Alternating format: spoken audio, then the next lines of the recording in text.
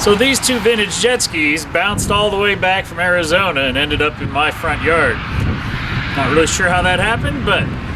Editor's note. What do you mean you don't know how they ended up here? I went on a 6,000-mile road trip for those jet skis. Don't believe me? There's a video. I ended up with both of them. I'm pretty excited about it, actually. These are pretty unique skis. You don't see very many of them. You don't see them very often when you do see them. I was actually looking for a VHP7000 for about 2 years, and I've come across a few.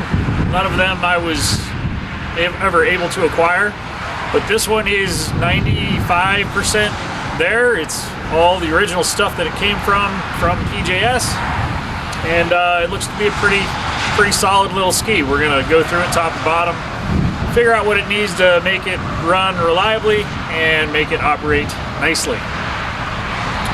Now, this ski came with another ski sitting next to it, which is also a very unique ski. And I will fill you in a little bit more about that once I get inside out of the cold, because it is December 31st. We're about to start the new year, and we're getting ready to start winter finally.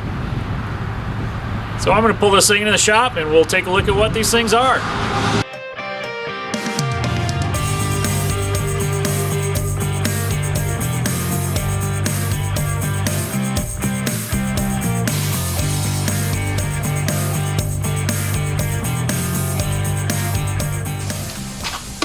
So the VHP7000 was a performance-built, race-based jet ski built in 1995. It was the only year of production for this ski, and this one has all of the original parts in it. PJS head, pipe, engine cases, dual carb setup, electrical box, fuel tank, water box. Basically everything in this ski is the original parts that came on this ski. And that's very exciting because rounding up all these parts individually is a very hard thing to do. Now, when I bought this, he said that this thing was not running correctly, and I'm aware of that, so I'm going to pull the spark plugs out of it. We're going to do a compression test on it. We're going to check a few things, and I figured I'd go through some of these things. It will be the same things that you're going to look for no matter what when you're looking to buy a used jet ski. Things you'll want to look for. But I'm very happy with the purchase of this ski. It is a very solid survivor, and it should be a really fun ski once it's all together. Now the other ski that's sitting on the trailer with the wrong hood on it is also a very unique ski. And while I didn't really ever think I would own one of these, so this is an RFX Cobra. The RFX Cobra was a custom top deck and hood that were made from a mold back in the mid 80s. They would take a JS550 bottom deck, put this top deck on it because it's stronger, it moves the pole forward and lower, so you've got better leverage over the ski. The tray's wider. The hull design, being a one-piece layup, is a much stronger design than the two-piece top deck that came on the JS550s. The JS550s get the noses ripped off of them all the time because the way they're manufactured is not as strong as a one-piece top deck, the way that these skis were originally designed to be built, but Kawasaki built them in multi-pieces for ease of manufacturing, which makes sense. That's what you do. They're there to make money. They're not just there to make cool skis. So pretty happy about this ski. It does have the wrong hood on it. So this ski has a 300SX hood on it. It does fit. It doesn't fit right, but it does work in a pinch. Apparently, the fella that owned this before me was out riding, and he walked away from his ski with it sitting on the beach, and he was over talking to a few guys, and he turned around and came back and the hood was gone. Somebody walked up, stole his hood right there on the beach. Kind of a douchebag move if you ask me, but it's not as big of a deal as one would think. There were There were only about 100 of these skis made. I think the number is 78, 76, something like that. From what I have figured out so far, this is like the 6th. This is like number 6 out of the mold.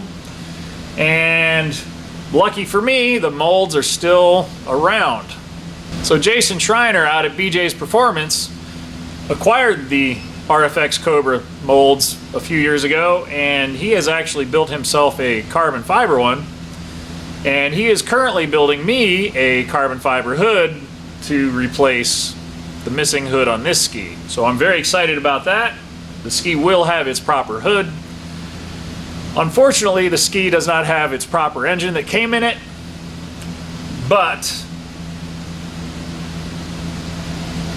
it does have a pretty good engine in it. When this RFX Cobra was built, the top deck, hood, all those modifications were done to the ski, but they also did the full Cobra engine package, which was RC 520 cylinders, PJS head, PJS pipe. I believe it was a dual carb ski. I'll have to look at the picture.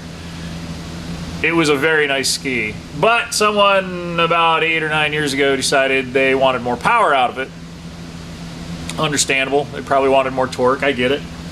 So they dropped a Yamaha 701 dual carb power plant into this ski with a ROS conversion kit. They actually did a pretty good job. This ski is currently not running a water box, which is going to change because it's obnoxiously loud. And other than that, I'm just going to run it the way it is. We'll clean it up, put the proper hood on it. I'm going to polish it up and just going to run it. I mean, it's a great ski. I'm looking forward to riding this thing. In fact, hopefully in a couple weeks here in Daytona Beach. The VHP won't be going to Daytona Beach, but this one, I think this one will make it to Daytona Beach. Martin Luther King Day. Be a good weekend. I'm playing with my VHP7000. I pulled the spark plugs out and I'm going to do a compression test. Now I already know my front cylinder's hosed. When I pulled the spark plugs out, look down inside the cylinders, my front piston shows signs of severe detonation. It probably had a front crank seal that was leaking and it took out the front cylinder. I'm going to do a compression test anyway because there's a few tests I want to run on this ski before I tear it down or as I tear it down so that I know a little bit more about the engine as I'm taking it apart. The things I'm going to check for are, do I have spark in both cylinders? What is my compression? My back cylinder looks perfect, so it might give me a pretty good idea of what my base compression should be or should be close to. My front cylinder, I'm probably not going to have much compression at all. As I take it apart, I'm going to pull the electrical box apart and inspect it because I noticed this little guy here has been siliconed up, so there's probably water in the box, so electrical repairs will have to be done. And then we'll pull off the stator cover. We actually want to remove the flywheel nut from the crankshaft before we disassemble the engine. Also, when we remove the engine out of the boat, we're going to want to release the driveline coupler before we tear the top of the motor off, because we're going to use the pistons to lock the crankshaft so that we can break the driveline coupler free from the crankshaft. This way, when you're disassembling it, it's just easier to do it this way. So I'll run through a few of these things just to show you how it's done. I'm on a couple forums, and these are questions that are asked all the time as to how to tear these down. So I'm going to run through a few of these checks. The first thing I'm going to do here, I put a fresh battery in this boat. I'm going to crank it over. It cranks. It's actually showing, you know, that it has compression, kind of. You can hear it, but it actually spit a chunk of something out at me out of this one. So this front cylinder and probably the crankshaft are probably goners. So when we do the full rebuild on this engine, we will probably do a brand new crankshaft, new pistons, fresh bore. The rear piston in this is marked 75, I think. What did it say? Probably 76. Nope. 75 millimeters. And with these engines, we have tons of room to bore oversized, so as long as our cylinder liner is not cracked, we'll be good to go for an oversized piston. So with that, I'm going to go grab a compression tester. When you do a compression test, you want to have your throttle plates completely open and then crank it over and see what your compression reading is. I'll be right back. So when you're doing a compression test,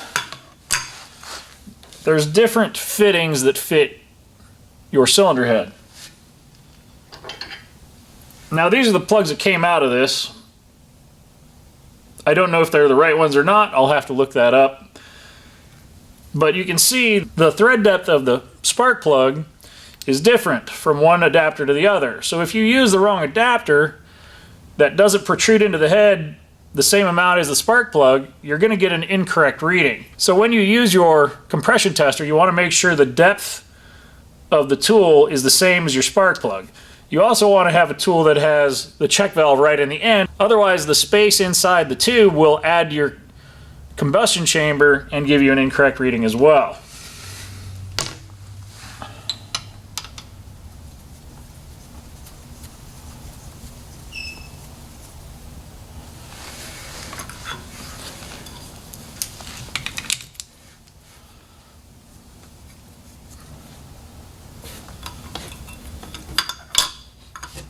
So we'll crank this thing over. Throttle plate, oh, that's not going to open my throttle plates. Throttle plates open. And I want to do something else too. These are a CDI, that were a magneto. So I want to keep my spark plugs grounded if at all possible. I realize I just spun that over without them grounded, but it is what it is.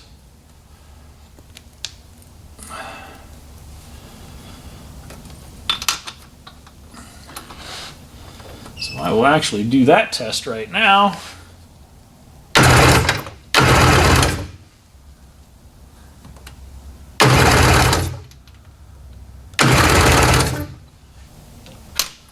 Turn my lights out, see if I can see these.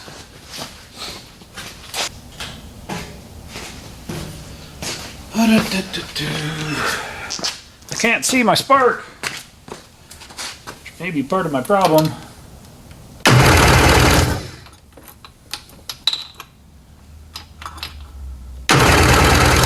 So I am not showing any spark. So I put my spark plugs into my wires and I grounded them against the cylinder head, and I'm not showing any spark. So more than likely I have a problem either in my electrical box or with my stator. We'll address that as we continue to tear this engine apart. Right now we'll check our compression. So throttle plate's wide open and crank. Hey, what happened to my crank? Ooh. Why aren't you working?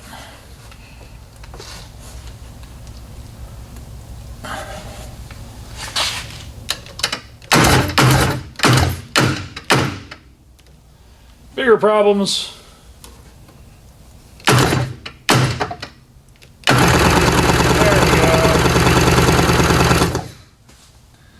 So 150, which is kind of low for this engine.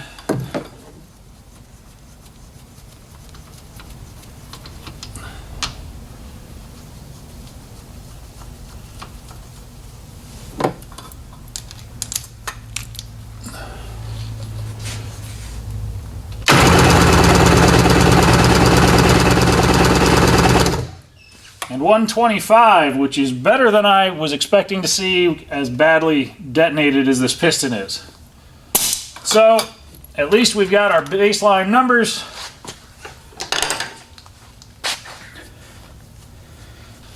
So my compression is 150 in the rear, 125 in the front. Definitely have a mechanical problem, which I can see from the top of the piston because it is got pitting in it. It shows signs of detonation. Most likely the front crank seal was leaking. It created a lean condition and the front cylinder self-destructed. No big deal. Bigger problem right now is my spark. I'm not showing any spark, but I will do a full electrical rebuild on this as I have it apart. So we'll address that as we continue the disassembly. So right now I'm going to pull the fuel tank out. I'm going to pull my front cover off of my electrical box, and I'm going to pull my front stator cover off, which covers up the flywheel. This will allow me access to see how much water is inside this thing. Hopefully not a lot, but I'm prepared for the worst because that's usually the kind of luck I have. So this ski is one of maybe 100 built. There's rumors that as many as 500 of them were built, but I think the true number is closer to 100. How many are still on the water in existence? I don't know. I see one come up a year maybe. So I'm still pretty happy, even though the thing's blown up. I got some work ahead of me. I'm still happy to have a complete, pretty much all original ski. It has all the parts, it has all the pieces. These parts are kind of hard to come by, and if you do find them, they're pretty expensive. So I'm going to continue pulling this thing apart. The fuel tank's going to come out, front covers will come off, pull off my front crank bolt while it's in the ski, and then I will pull the engine out of the ski.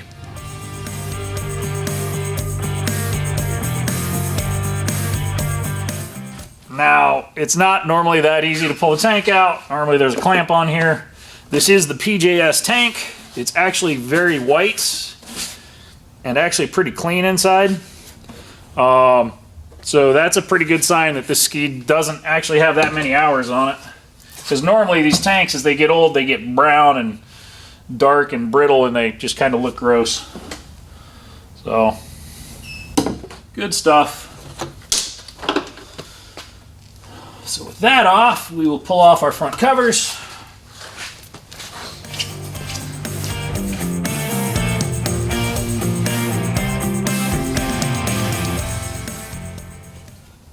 And it's full of corrosion and RTV. So normally there's a gasket on here. Normally there's a gasket on there. There's not one on here. Somebody's tried to seal it up with RTV, which typically doesn't work on these very well. It creates a mess. But that's all right. I will get this thing taken apart.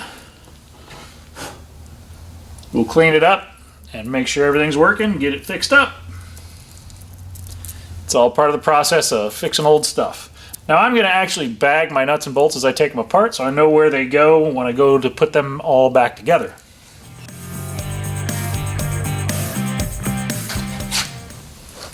Viper 7000.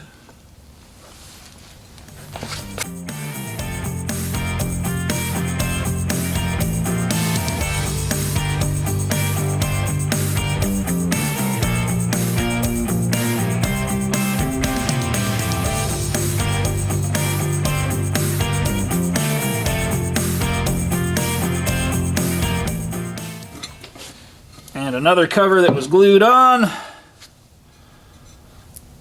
It actually does have the O-ring in it, but the O-ring is ancient and square, so that's not going to seal anything.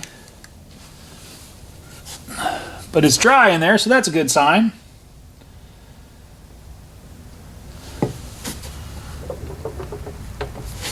Looks to have a factory style flywheel.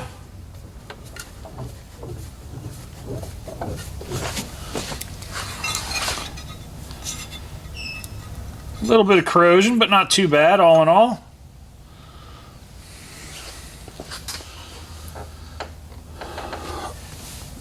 Somebody had this flywheel off, they didn't lock the stay back on.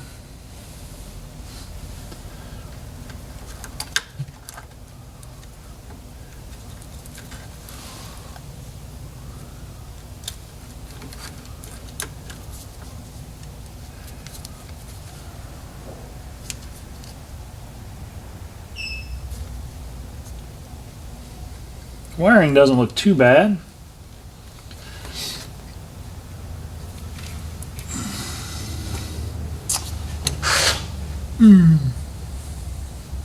Not too bad. Let's go ahead and get this pipe off.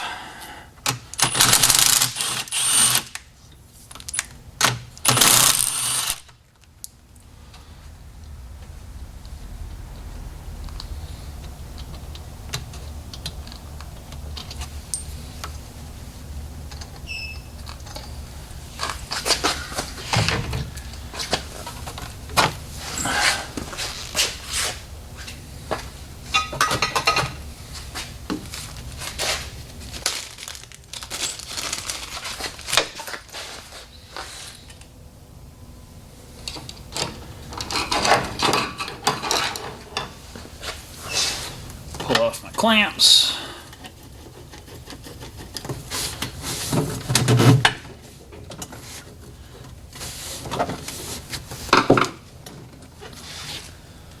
That's cool.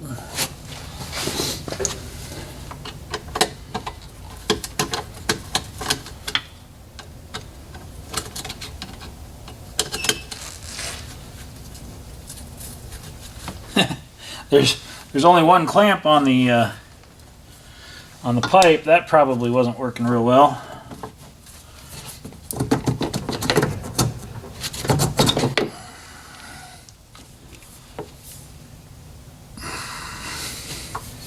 Head pipe looks pretty good.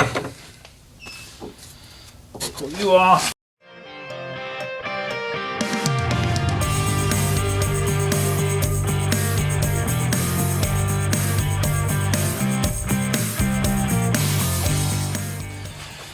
So actually a pretty nice, oop. I don't know if that dent's supposed to be there or not. I would assume it is. It's probably clearance for the motor mount bolt. So PJS pipe and head pipe. This is the head pipe, this is the chamber. There was only one clamp on this silicone coupler, so probably wasn't running real good if it was running when it was running last. But hey, I knew I was buying a project. I'm not too worried about it. So now that that's out of the way, we can pull our motor mount bolts, disconnect our electrical box, and the motor's ready to come out of the boat. These things really are pretty simple.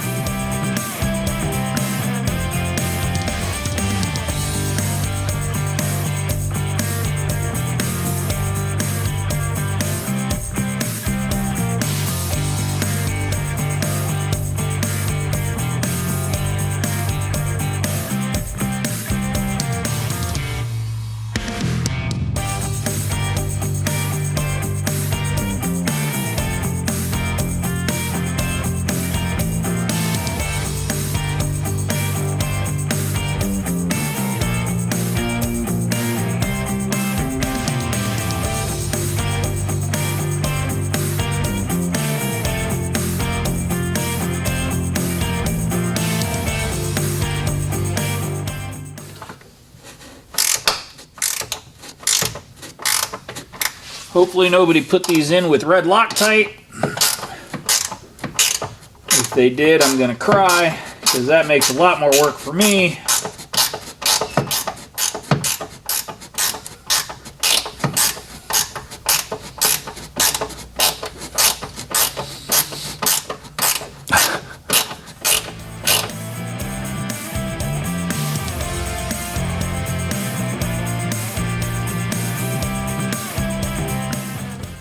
Good Lord, those are long.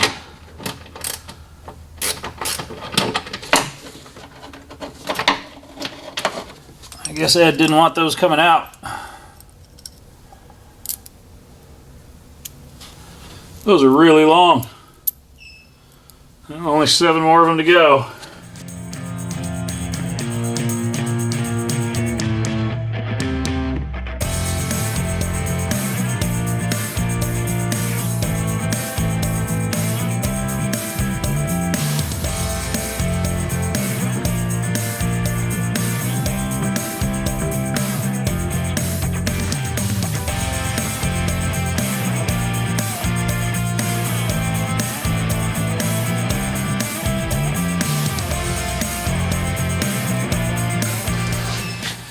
As you remove your motor mount bolts, take note of the shims that you pull out between the motor mount and the engine bed plate.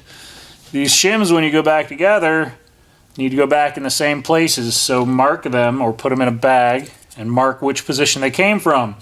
This will save you a ton of time when you go to put this engine back together trying to align things. Remember that, it's important.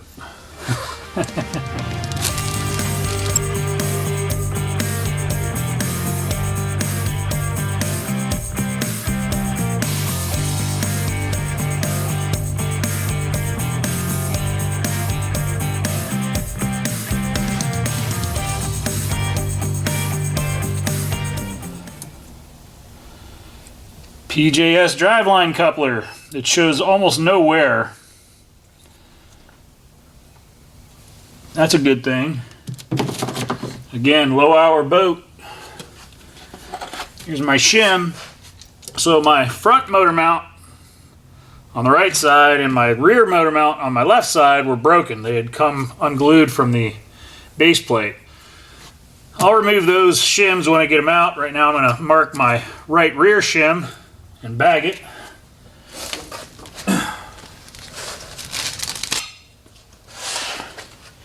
I will disconnect my fuel lines. That's my pulse line.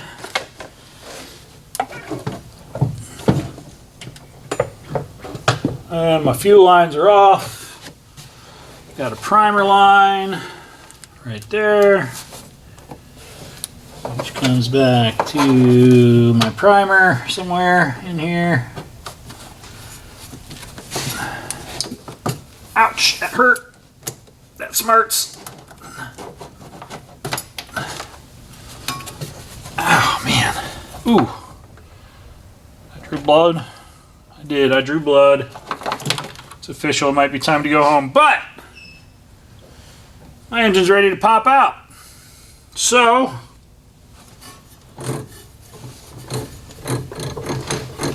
oh, my starter's loose. So with that, it's time to exit the boat.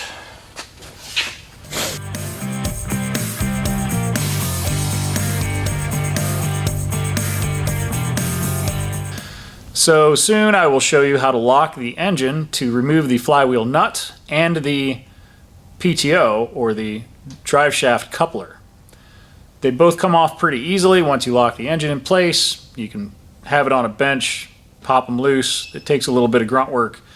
You don't need a pair of pipe wrenches to remove the coupler. You can do it with other things. They do actually make tools to remove them.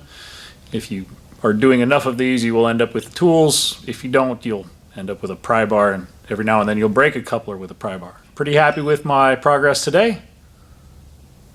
Moving forward, I did order a couple parts for the RFX Cobra. They should be here soon. I have to make a water box for it and kind of go through it and make sure things are going to work. I do want to use that here in a couple weeks. This one, not going to be ready in a couple weeks, but that's okay. It's going to be pretty cool when it's done. So I'm kind of enjoying working on one of my hobbies right now.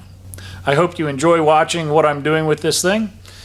I will probably show you how to do some other things with other jet skis as we go along. I've been riding jet skis for quite some time. I enjoy working on them. I enjoy riding them. I enjoy riding them more than I enjoy working on them.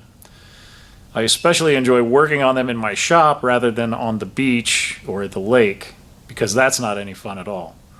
So I try to go through my skis, make them water ready, and then enjoy them. But I do enjoy the process of rebuilding the skis. So I'm going to show you some of the things and tricks and ways to do stuff with these. They're actually very easy to work on. There's not that much to them. If you decide that you want to tear into a jet ski, by all means go for it. They're a lot of fun once you get them running, and actually doing the project of building it is actually quite satisfying as well. If you like what we're doing, please give us a like, leave us a comment. We'd be happy to answer any questions you have.